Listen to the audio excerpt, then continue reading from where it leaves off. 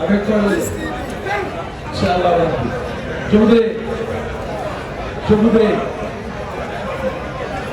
voudrais, avec votre permission, mesdames et messieurs les camarades françaises. Yes. Écoutez les gars, camarades, s'il vous plaît, camarades. S'il vous plaît, camarades.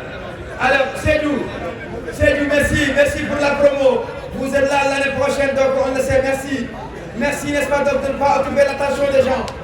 Merci, camarades, donc c'est notre SGN, s'il vous plaît, encore. S'il vous plaît, mesdames et messieurs, on l'aime, on l'adore, alors on l'écoute. Merci beaucoup, Aldo. Je voudrais, avant de rentrer dans le vif de mon discours, excusez, au nom de la section de Thiès, les impairs notés dans l'organisation, qui ont eu un impact réel sur le démarrage de la cérémonie. Je voudrais ensuite, mesdames et messieurs, monsieur le maire, il n'est pas là, mais je voudrais faire remarquer à toute l'assistance, en premier, les autorités qui sont avec nous. Nous sommes à notre 23e édition de la journée internationale. Mais c'est ici à Thiès, nulle part ailleurs. C'est seulement ici à Thiès que nous n'avons noté ni la présence des autorités administratives, encore moins leur accompagnement durant le processus de préparation de cette gîte. Ça, je voudrais, face à la presse ici présente, mais en votre présence, vous-même qui vous êtes déplacés, je voudrais prendre à témoin tous ces enseignants qui ont fait l'effort d'être là, que c'est ici à Thiès où nous avons été royalement, incompréhensiblement sauvés par les autorités. Et ça, on ne l'acceptera plus. Que chacun se le tienne pour dire, le moment venu, en temps réel, dans les circonstances que tout le monde verra, nous prendrons le soin de revenir sur cette question, parce que assurément, oui, nous sommes une organisation privée, mais qui œuvre dans le service public comme un auxiliaire de l'administration. Aucune raison qu'une quelconque autorité nous snobbe. À part les quelques rares interventions de M. le gouverneur de la région de Thiès, le préfet en premier nous a snobé durant tout le processus. Je tiens à le dire et à le dénoncer devant les caméras.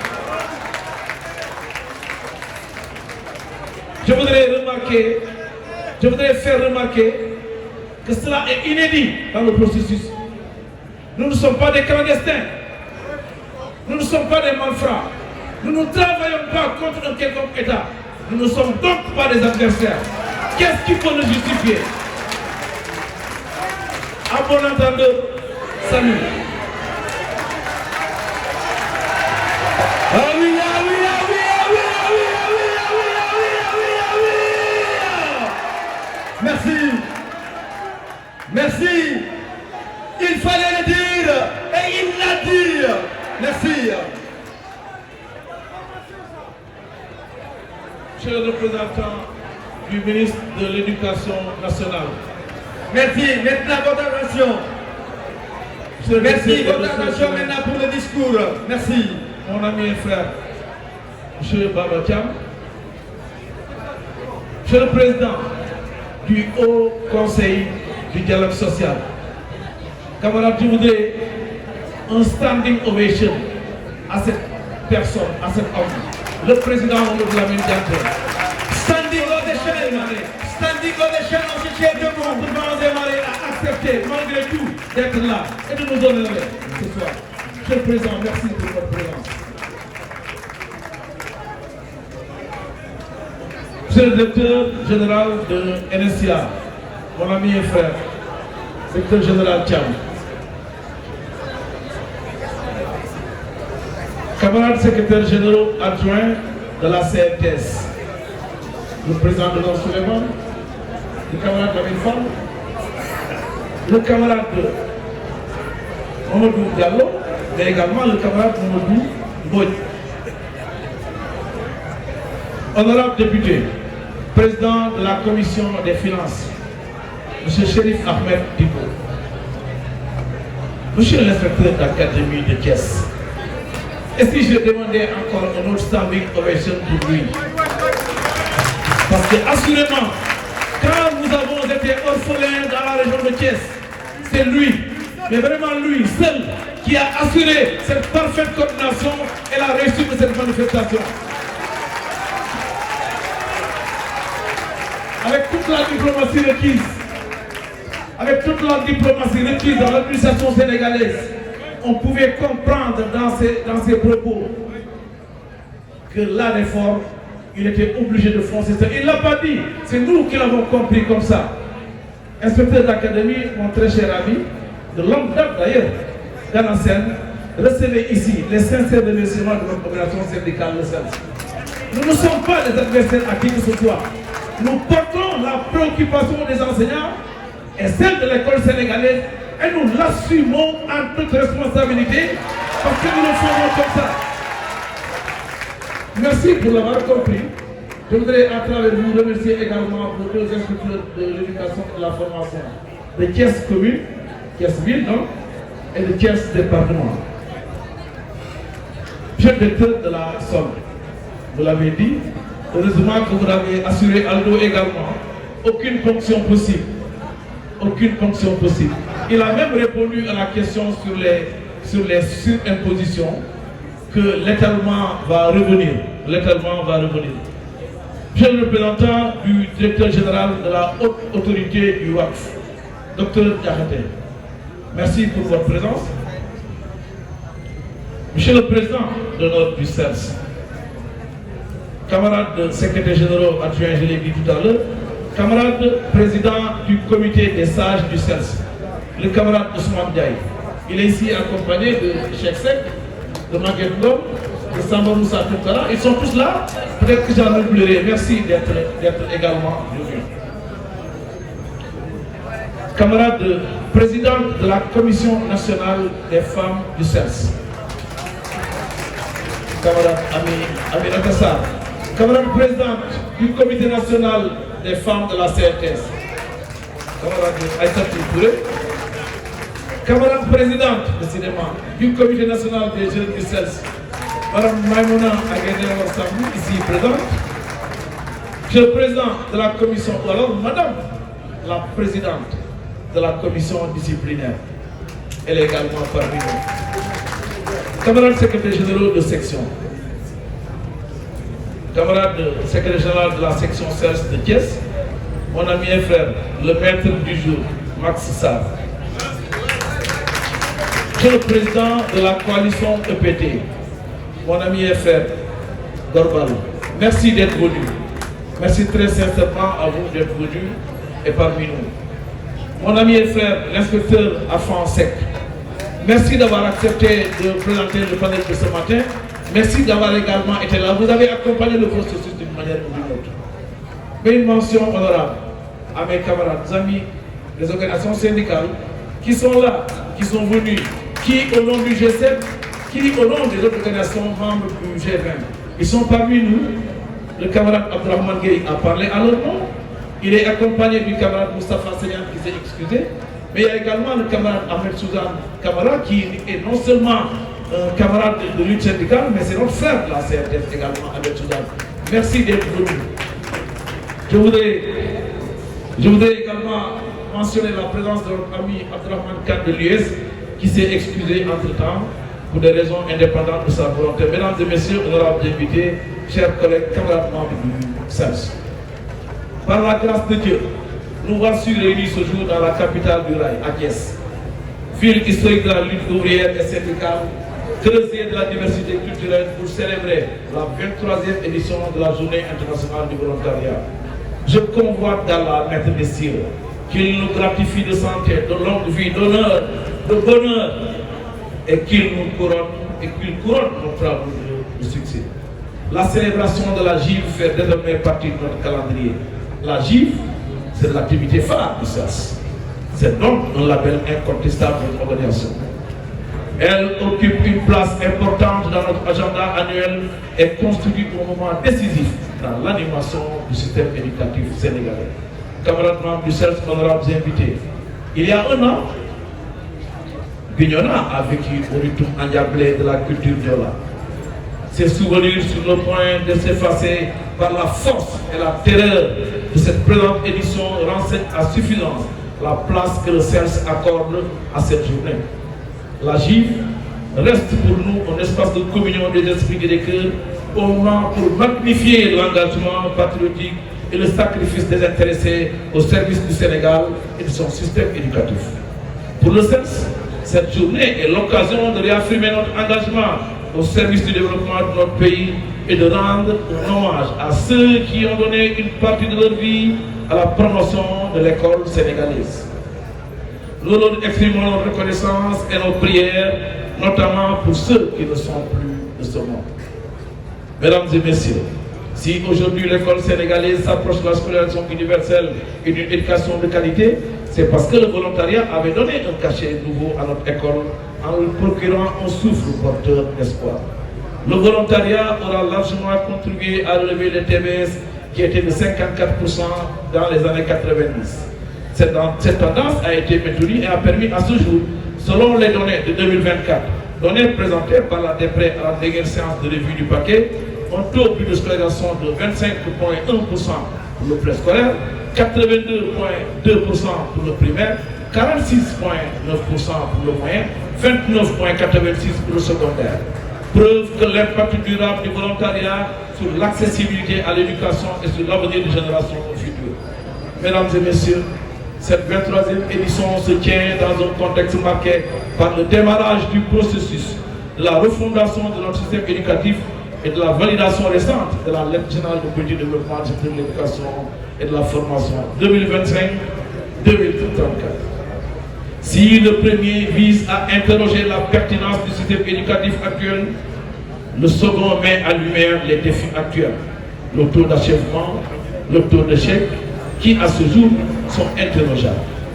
Au regard de ces défis qui nous interpellent, la philosophie du volontariat apparaît comme une alternative fiable au développement de nos pays.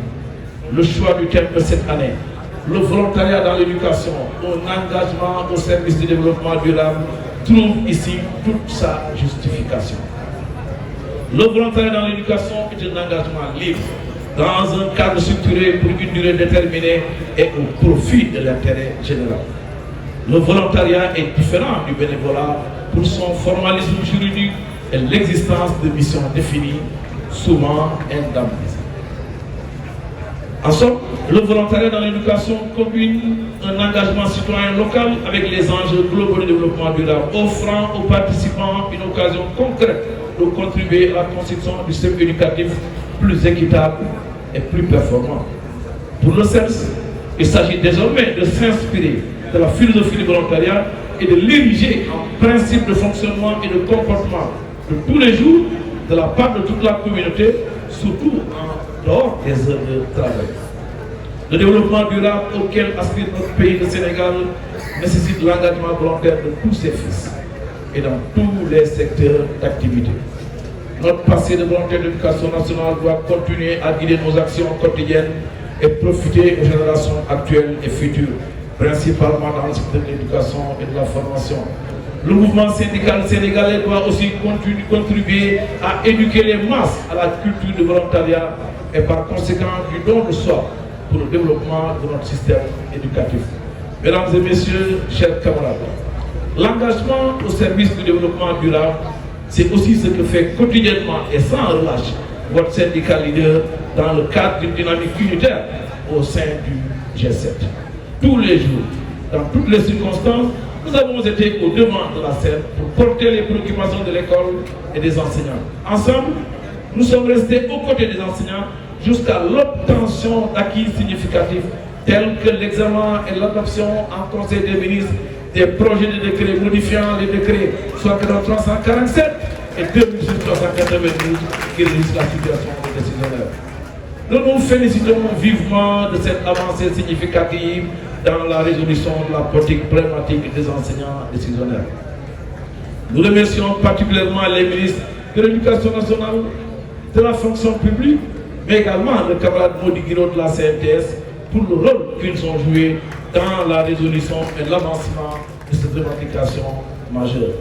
Toutefois, nous tenons à rappeler au gouvernement la nécessité impérieuse et urgente de se pencher sur les aspects qui restent liés à la résolution de la problématique des enseignants décisionnaires, à savoir la signature et sa publication au journal officiel. Les décrets sont adoptés et examinés, mais pas encore signés. Il faut les signer, il faut les publier. Première étape importante sur qui le gouvernement est attendu et comme je l'ai dit, dans l'urgence. Cette action en urgence. Nous attendons également, je le disais, le relèvement est substantiel de la pension de retraite des décisionnaires. C'est dans les impératifs, mesdames et messieurs. Mais autre question sur laquelle le gouvernement est attendu, c'est l'élargissement de l'imputation budgétaire aux décisionnaires à la retraite. On attend du gouvernement également, à haute et intelligible pouvoir, mais l'augmentation optionnelle de l'âge de la retraite à 65 ans. Aussi, comme mentionné dans notre plateforme revendicative, nous exigeons du gouvernement du Sénégal la tenue régulière des rencontres du comité de suivi, mais également des sectoriels pour adresser les questions nouvelles qui sont posées sur la table du gouvernement. L'arrêt systématique, mesdames et messieurs, de la surimposition sur les rappels dus aux enseignants. La mise à disposition des parcelles à usage d'habitation de Ziguinchor, de Louga, de Denis Mirandao, de Ourossogui et de Tivaouane également. Nous attendons du gouvernement le parachèvement de la formation diplômante universelle dans les CRFPE, à l'ENSEP, mais également justement au niveau de la FASTEF. Les versements par les banques et des prêts DMC aux ayants droit, la fin des lenteurs administratives qui continuent à activer les enseignants, mais également l'octroi des budgets aux écoles élémentaires et le relèvement pour les écoles du moyen et du secondaire. Nous attendons du gouvernement également le recrutement conséquent d'enseignants pour combler les déficits d'enseignants, incluant les animateurs polyvalents et les enseignants des classes préparatoires. Mesdames et messieurs, honorables invités, la liste n'est pas terminée. Nous avons fait que rappeler quelques aspects de la problématique enseignante qui participent pour nous au relèvement, mais également à la réhabilitation de la fonction enseignante. Mesdames et messieurs, l'organisation de la GIV connaît chaque année un engouement et enregistre de nouveaux partenaires, tous engagés pour le meilleur devenir de notre pays. C'est l'occasion pour nous de remercier ces différents services, institutions ou structures qui nous ont fait confiance et qui ont accepté d'être avec nous durant ces 72 heures. Il s'agit de notre tutelle, le ministère de l'Éducation nationale, le ministre de l'Éducation nationale, représenté ici par le directeur des ressources humaines, qui l'a mentionné, qui était présent avec une forte délégation au niveau de la foire, mais laquelle foire a permis aux enseignants de bénéficier gratuitement, sans commune mesure, et des services de la direction des ressources humaines à travers Mirador, et que sais-je. Il s'agit également de la direction de la solde du ministère des Finances et du Budget. Oui, depuis 3 ans, ils sont avec nous, monsieur le directeur général de la solde. Je voudrais vous remercier également pour cela. Mais il s'agit également du ministère de la fonction publique, à travers une forte délégation qui était là depuis hier, qui est là également aujourd'hui et qui a permis à ces milliers d'enseignants de bénéficier des services de la fonction publique. Il s'agit aussi de nos partenaires de tous les jours. Nos amis et frères de NSIA, le directeur tout à l'heure l'a dit, nous revenons un peu après sur ce que nous attendons de chacun de nous relativement à NSIA Vie Assurance. De l'ANPEJ qui a accompagné le processus, qui a accompagné également les panels de ce matin, mais également de la haute autorité du WACF, ici représentée par le docteur Diakate. Je voudrais participer et à travers vos propositions, votre exposition, les services rendus aux nombreux usagers et participations sont avérés utiles et brillants et à montrer que la GIV est un espace où tout le monde trouve sa place. Vous avez ainsi permis aux milliers d'enseignants et aux fonctionnaires présents à Thiès durant ces 72 heures de bénéficier avec peu d'efforts des services de l'État. Au nom du CELS et à mon nom propre, je voudrais remercier M. le ministre de l'Éducation nationale pour le soutien constant et la présence de ces services. Nous remercions appuyés à Madame le directeur général de l'ANPEJ, au directeur général de NSIA Vie Assurance, au directeur général de la Haute Autorité du WACF, au directeur de la SOL, au conseil technique numéro 1 du ministre de la fonction publique qui a conduit les équipes pour leur présence très remarquée, mais également leur accompagnement et leur soutien. Chers camarades membres du CELS, la présence de NSIA et de la Haute Autorité du WACF est significative, mais hautement significative pour nous. En signant une convention de partenariat avec NSIA, le CELS invite tous ses militants, mais au-delà, tous les enseignants à repenser la gestion de leurs études, la gestion des études de leurs enfants, mais aussi à préparer autrement notre retraite. Elle va intervenir la retraite. Inévitablement, tout le monde va aller à la retraite. Et c'est maintenant, pendant que nous engageons dans le travail, qu'il faut préparer sereinement sa retraite. NSIA nous offre cette opportunité, mesdames et messieurs. Avec NSIA, chaque enseignant a la possibilité de souscrire à une assurance pour une retraite complémentaire, mais aussi pour les études de ses enfants. La précarité de la retraite au Sénégal nécessite qu'on s'y prépare à temps. J'engage toutes les militantes et tous les militants du CELS à souscrire à ce riche et varié paquet de services. S'agissant du WACF, il trouve sa pertinence dans les recommandations de nos religions respectives qui appellent à l'esprit de solidarité et d'aide aux couches nécessiteuses. Les enseignants, comme tous les Sénégalais, doivent accompagner cette initiative du gouvernement du Sénégal. Il s'agit pour chacun, selon ses possibilités, à une période de son choix, de faire une donation perpétuelle de biens et de fins caritatives. Cela implique d'accepter de revenir, d'accepter de retenir une partie de sa propriété, d'un bien, d'un salaire, pour en faire un don pour des causes d'intérêts sociaux comme l'éducation et la santé. Mesdames et messieurs, honorables invités, population de Thiès, le maire de Thiès n'est pas là, on va sauter sa partie. En plus du soutien financier, oui, il l'a fait, on va le remercier donc via la section de Thiès. Merci infiniment à M. le camarade Mody Guiro. Camarade Mody Guiro, merci pour tout ce que vous faites pour le CELS. Votre soutien et vos conseils avisés ont toujours permis à notre organisation de prendre les décisions stratégiques pour notre syndicat. Votre engagement syndical connu de tous et vos capacités managériales ont valu au mouvement syndical sénégalais beaucoup d'acquis. Notre syndicat, votre syndicat le CELS, vous en êtes reconnaissant et vous en remercie vivement. Je confonds dans ces remerciements mes amis et camarades syndicaux des organisations syndicales, mes amis de la société civile, tous présents, acceptez de faire déplacement, camarades, amis, camarades du G7, mais également de l'organisation membre du G20. Je voudrais vous remercier pour votre déplacement, mais également pour le temps que vous avez accordé à nos camarades et amis du CELS. Je confonds donc dans ces remerciements, je disais, les amis de la société civile ici représentés par le camarade Gorbarsi, qui, malgré les contraintes, ont honoré leur présence à cette manifestation en effectuant le déplacement. Par ce geste, vous montrez à l'opinion, si besoin en est, la nécessité pour le mouvement syndical de s'unir et de rester solidaire. Merci à vous, compagnons de lutte. Mention spéciale à l'inspecteur d'académie de Thiès, je le disais tout à l'heure, qui a assuré une parfaite coordination, mais justement, ayant connu au succès de cette team.